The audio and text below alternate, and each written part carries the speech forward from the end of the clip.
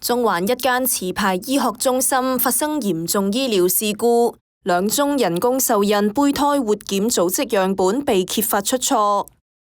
人類生殖科技管理局星期二夜晚7點召開記者會交代事件，表示涉事希裕生殖醫學中心喺今年5月將2宗個案嘅樣本送往中文大學實驗室進行基因檢查。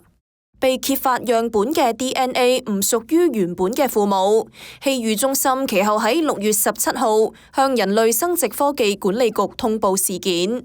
管理局喺接報後嘅第2日，隨即成立委員會，3度去到中心調查，發現第1宗個案嘅7個送檢樣本入面有6個出錯，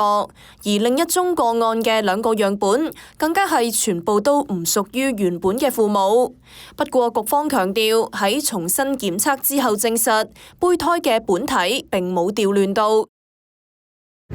中心咧亦都同中文大學裏邊咧，再重新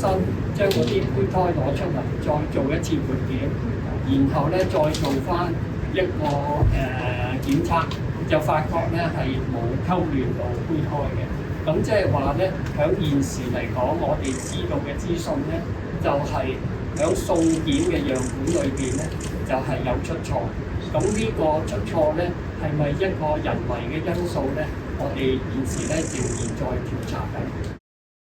人類生殖科技管理局主席梁憲宣表示，由於事態嚴重，亦唔排除涉及人為及刑事因素，當局已經報警處理，並即時暫停中心14項服務，淨係允許維持唔涉及技術問題嘅胚胎儲存服務。